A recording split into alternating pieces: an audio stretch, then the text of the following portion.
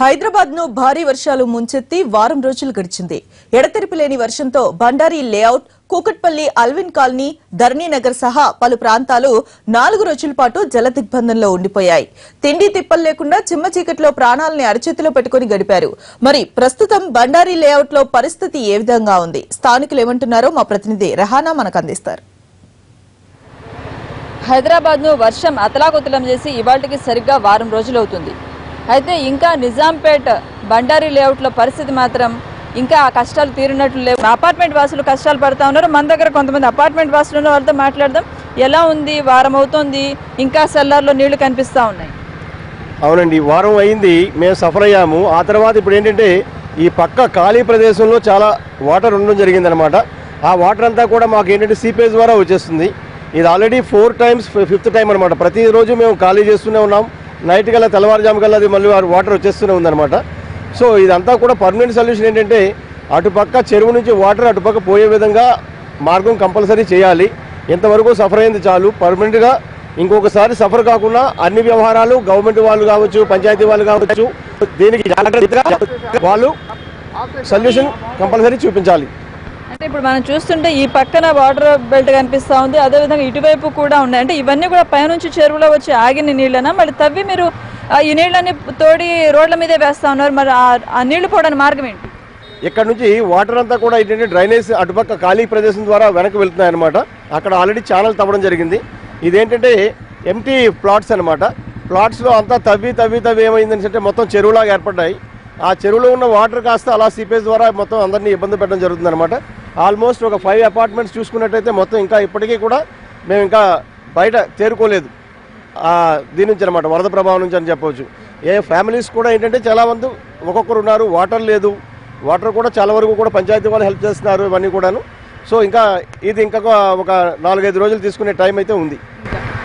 మీరు చెప్పండి, వరద కష్టాలు ఎలా ఉన్నాయి? ఇప్పటికే వారం రోజులు అవుతుంది. వారం రోజుల నుంచి కరెంటు లేదు. ఇక్కడ పిల్లలు స్కూల్కి వెళ్ళడం చాలా కష్టమైంది, వాళ్ళు ఎవరు లేరు అన్నమాట. ఇక్కడ డిజీజ్ వచ్చే కష్టం కూడా ఉన్నాయి. ఎందుకంటే ఇది డ్రైనేజ్ వాటర్ తర్వాత వరద వాటర్ 2 కలుస్తున్నాయి కాబట్టి ఈ డిజీజెస్ కూడా వచ్చే ఛాన్సెస్ ఉన్నాయి. అందుకనే మేము రిస్క్ తీసుకోవట్లేదు. పిల్లల్ని ఊరి నుంచి ఇక్కడ పిలిపించి వాళ్ళని స్కూల్కి పంపించడం అనేది ఇప్పుడు కష్టకరంగా ఉంది. రెండోది మేము కూడా ఆఫీస్కి వెళ్ళకుండా చాలా రోజులు లీవులు పెట్టాయి. ఆఫీస్లో కూడా అర్థం చేసుకున్నారు, కానీ అది 2-3 days అయితే వాళ్ళు ఓకే అంటున్నారు. పరిస్థితులు ఇంకా పూర్తిగా సెట్ అయినట్లేవు, తేరుకున్నట్లేదు. ఇప్పుడు మెయిన్గా ఈ గుంతలో వాటర్ కొట్టేస్తే కొంత సీపేజ్ తగ్గుతుందండి. దీనివల్ల ఎంత కింద కొట్టేసినా కూడా మళ్ళీ వాటర్ చేరుతుంది. అర్జెంటుగా గవర్నమెంట్ వాళ్ళు చర్య తీసుకుని 2 మూటలు ఎక్స్ట్రా పెట్టి ఇది కొట్టేస్తే కొంతవరకు రిలీఫ్ వస్తుంది. డ్రింకింగ్ వాటర్, కరెంట్ వీటి పరిస్థితి ఎలా ఉంది? లేదు, కరెంట్ లేదు, డ్రింకింగ్ వాటర్ లేదు. ట్యాంకుల ద్వారా తెస్తే కొంచెం పైకి ఎక్కి సరిపోతుంది. ఇప్పుడు అవి కూడా లేవు నీళ్ళు. ఇంకా కరెంట్ పునరుద్ధరించడానికి ఎంత టైం పడుతుంది అంటున్నారు? అధికారులతో మాట్లాడారు. క్లియర్ చేస్తే కానీ వాళ్ళు కరెంట్ ఇవ్వమంటున్నారు. ఈ కింద సెల్లార్ క్లియర్ చేస్తే మీటర్లు కరెక్ట్ సెట్ చేసి ఇస్తామంటున్నారు. 2 రోజులు పడుతుంది. వాటర్ లెవెల్స్ పూర్తిగా డ్రై అయిపోతే కానీ లోపల కరెంటు మీటర్స్ని పునరుద్ధరించడానికి, వాటిని రిపేర్ చేయడానికి అవకాశం ఉండదు. ఇలాంటి పరిస్థితుల్లో కరెంటు సప్లై చేసినా కూడా ప్రమాదకరం కాబట్టి వీటిని ఇంకా ప్రభుత్వ కరెంటు విభాగం ఇంకా కరెంటు ఇవ్వము అని చెప్తా ఉన్నారట. అసలు మొత్తంగా మరికొద్ది 2-3 రోజులు వెళ్తే కానీ పరిస్థితి అదుపులోకి వచ్చేట్టు కనిపించేట్లు ఎలా ఉందండి పరిస్థితి? ఇంకా మీ దగ్గర సెల్లార్లో నీళ్లు పోలేదు? అవి వాటరు పైన చెరువు టైప్లో ఉంది కదా, అది మొత్తం దిగుతుందనమాట, ఓట వచ్చేస్తుంది.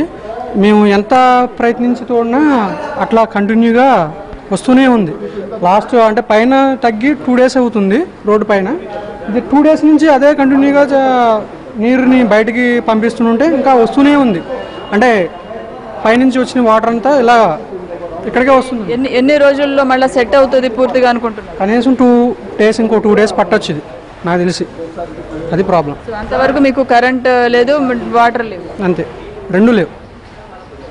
ఇది మనం చూస్తుంటే రిపేర్ నీళ్ళని పైకి తోడేందుకు ప్రయత్నం చేస్తా ఉన్నారు. మరొక 2-3 రోజులు అయితే గానీ ఈ పరిస్థితుల నుంచి, అంటే మొత్తంగా సెల్లార్లో ఉన్న నీళ్ళన్నీ పోయి డ్రై అయిపోయి కరెంటు అదేవిధంగా నీళ్లు పునరుద్ధరించే అవకాశం ఉండదు. మరో 2-3 రోజుల పాటు ఈ కష్టాలు తప్పవని వీళ్ళు అభిప్రాయపడుతున్నారు.